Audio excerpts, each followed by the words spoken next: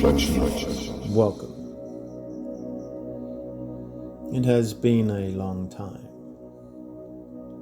but something has crossed my mind and I am able to bring this to the attention of others and myself entirely. And it's one of three things that I will mention. But firstly, it has been quite difficult, to say the least. It's also been quite highlighting to those who wish to see the same belief as you, who have faith and trust, and those who just want to get you back into the system, get a job, get a house. And as much as the Australian government wishes to throw the Australian people under the bus, we live and fight another day. My Nan has graciously donated some funds my way, which I am able to live. I have worked at it to be, if I spend $100 a week, because I have no deductions, I am able to live for nearly 5 months now. So my blessings and love go towards her. So what are the three things that have come across my mind that I wish to share today? I've probably talked about it before, but the first one is, how do you talk about something that occurs in the world today without being complicit to its narrative? The government and people and the media and all of the social content creators, how do they articulate what is currently happening in the world without being a part of the problem? Without being the second side to the same coin? A lot of it is a double-edged sword. On one hand, you're trying to bring to the attention the people, bring the facts and the matters to light, really. But on the same side, you are promoting the same thing of which they wish to share. So how do you talk about something without spreading the narrative? That's a question. That's the dilemma. I suppose it depends on how you do it. The mannerisms, the tone, the information, the delivery, and the love behind it. To bring forward the atrocities without having hate towards it. But that's difficult when so much of it is hateful, deceitful, lies and manipulation. But then you have to wonder, are most of the content creators there for a purpose? Are they there for truth or reality? Or are they just people feeding off of the system?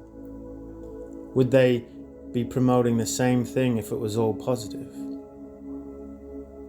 Would they have the same type of drawing behind them if everything was positive? Or is that it? Would they find a different avenue towards life if it was? Would they change and become something new? So sometimes we have to sit back and realize that the evil and the atrocities in the world, albeit bad, they bring these types of creators job, monetary, everything that makes them go. Without it, they have nothing. They are just information highways for the agenda, both good and bad. That doesn't mean people are wrong. That doesn't mean they are irrelevant to the situation. Most are only wanting to see the best outcome for humanity. But when you witness and you see these types of things, you don't engage in anger or the hatred. You take the information. But what would happen then if everyone chose to ignore? To not have the phones, not have the media and the TV, not listen to all these creators. Would that allow the governments and policymakers to get things through without problems? You see, the more we give our energy to these things, the more they have no power, the less power they have. Does that mean they can get it across? Well, if the world is a magical frequency environment, then it has no relevance. Something must have frequency. The people keep the program, the narrative alive by talking about it. It's that same old adage, negative publicity is good publicity.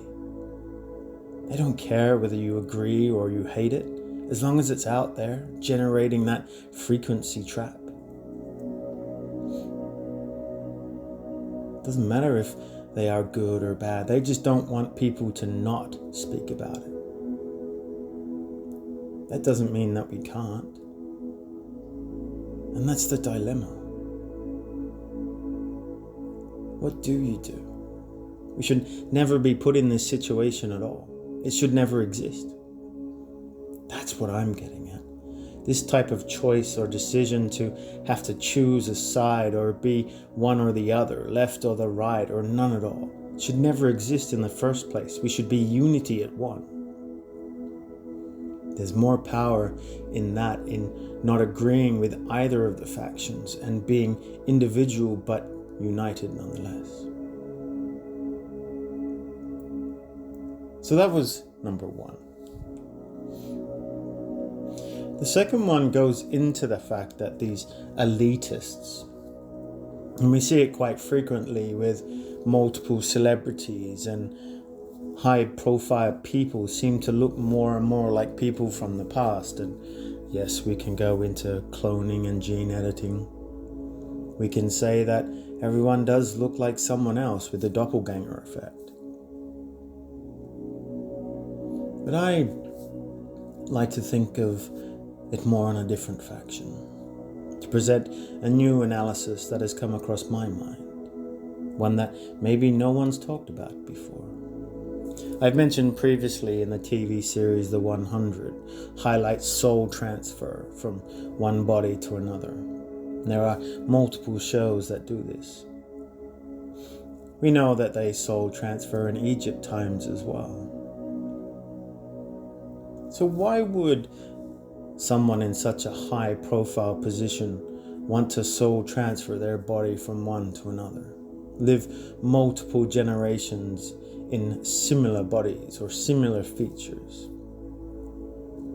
Think about it like this. These elitists, they cannot return to this earth once they die. They can't because due to the decisions that they made to abandon the righteousness and the God essence to lead one of hateful deceit and lies and manipulation. This isn't God and the devil. This is removing oneself from alignment to deceive and trick others with darkness. They cannot. For their time here on earth is done. They would go to a lower, denser energy, or worse, in limbo, that of God's making. And they know this.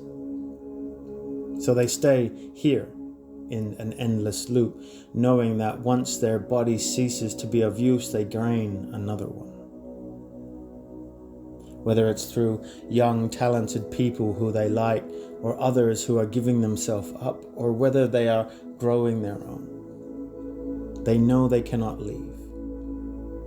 So they just go on and on through soul transfer. Just my opinion, but starts to make sense when you think about it.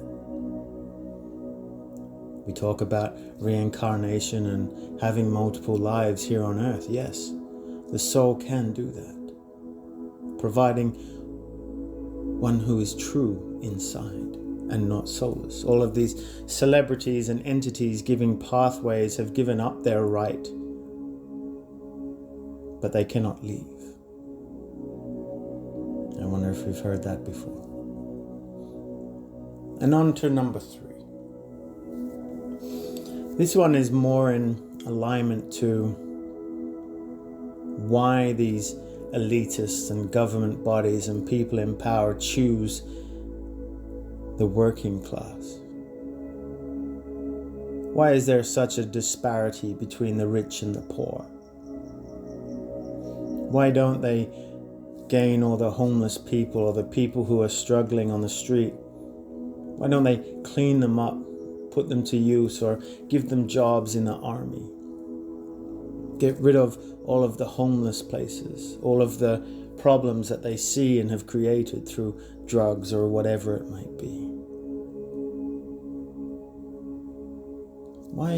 Why don't they help the homeless?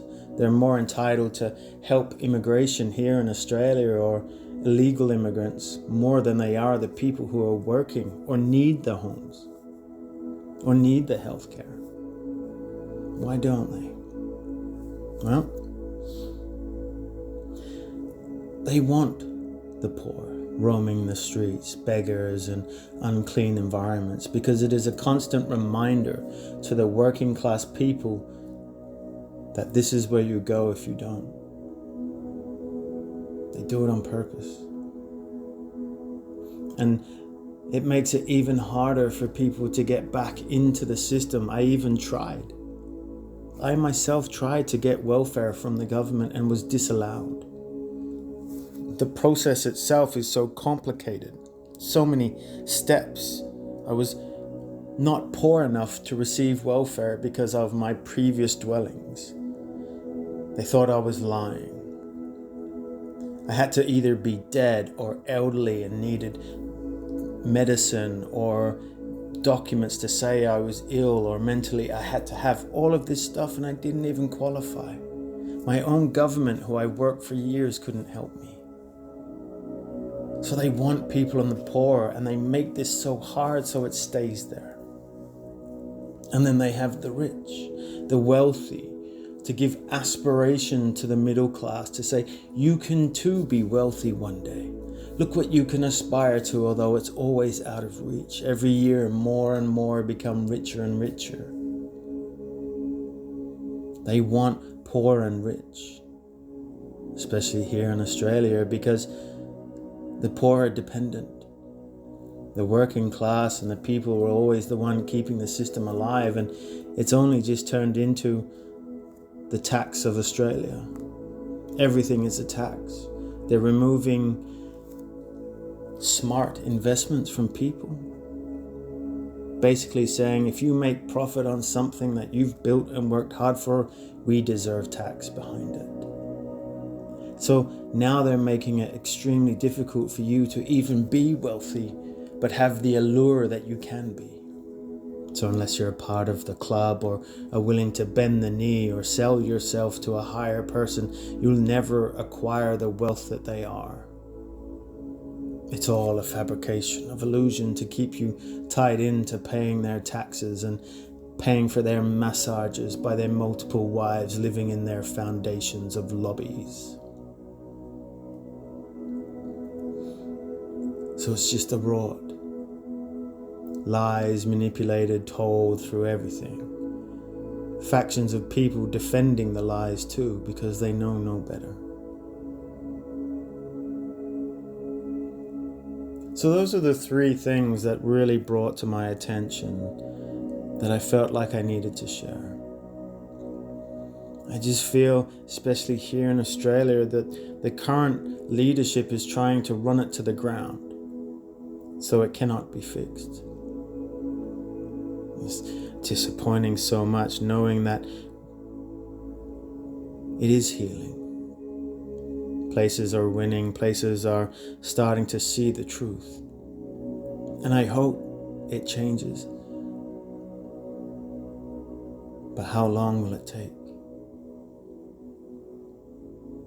Maybe that's not the idea at all. Maybe it was just to identify the problems, because what's coming is going to be bigger. And it needs those people who can see clearly, without anger, without judgment, but with conscious creation, with soul and love. I look forward to that day.